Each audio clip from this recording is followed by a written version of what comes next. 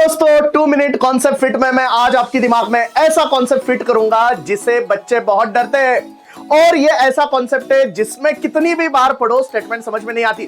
तो चलो स्टार्ट करते हैं बेटा। कीमोस्मोसिस आपको फोटोसिंथेसिस में दिया हुआ है और यहाँ पे आके बच्चा अटक जाती है कि यार कहना क्या चाहते हो। ऐसा ही हमें लगता है जब एनसीईआरटी को पढ़ते हैं। तो क्या क्या होता है देखो बेटा, हमें क्या करना है, तो हमें लाइट एनर्जी जो आई है उसका कन्वर्जन एटीपी और एनएडीपीएच में करना है और उसके लिए जो प्रोसेस होती है उसके हाइपोथेसिस को कहते हैं कीमोस्मोसिस। उसमें हमें 3 स्टेजेस याद रखने बेटा। सबसे पहली स्टेज कीमोस्मोसिस शुरू कहां से होता है, तो PS2 से शुरू होता है। होता क्या बेटा, लाइट आएगी तो एनर्जी आएगी तो एक्साइटेशन होगा तो इलेक्ट्रॉन आउटर ऑर्बिट में चला जाएगा।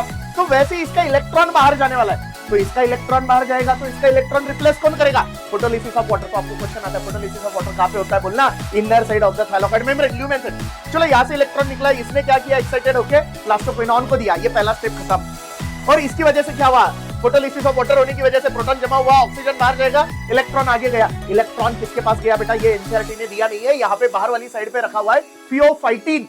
तो ये फर्स्ट इलेक्ट्रॉन एक्सेप्टर है and this first electron acceptor transfers its electron not to an electron carrier but to a hydrogen carrier and that is plastoquinone. यानी फियोफाइटिन अपना इलेक्ट्रॉन प्लास्टोक्विनोन को देगा जो इलेक्ट्रॉन कैरियर नहीं लेकिन हाइड्रोजन कैरियर है। तो हाइड्रोजन के लिए इलेक्ट्रॉन आया, बाहर से क्या लेगा बेटा, प्रोटॉन। क्या बन गया, प्लास्टोक्विनोन, बराबर ना। अब इसने उस हाइड्रोजन का वापस से लिसिस कर दिया, प्रोटॉन अंदर भेज दिया, यानी लेते वक्त बाहर से लिया बाद में अंदर डाला, इलेक्ट्रॉन आगे गया, साइटोक्रोम B6 एंड F। तो ये सेकंड स्टेप है बेटा जिसकी वजह से प्रोटॉन अंदर जमा हो रहे। फिर यहां से इलेक्ट्रॉन गया प्लास्टोसाइनिन, फिर गया PS1 से गया FD FNR और फाइनली किसके पास गया, NADP। अब NADP को भी बनाना है NADPH, तो उसने इधर से इलेक्ट्रॉन लिया, स्ट्रोमा से प्रोटॉन लिया, बन गया NADPH। तो 3 स्टेजेस यहाँ पे, इसकी वजह से प्रोटॉन अंदर जमा हुए, प्लास्टोक्विनोन की वजह से प्रोटॉन अंदर आए, इसकी वजह से स्ट्रोमा का प्रोटॉन कम हुआ।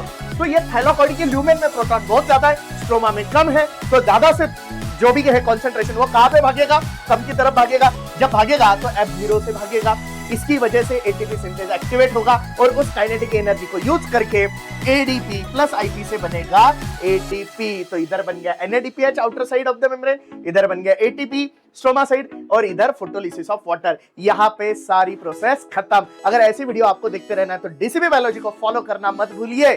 Thank you very much.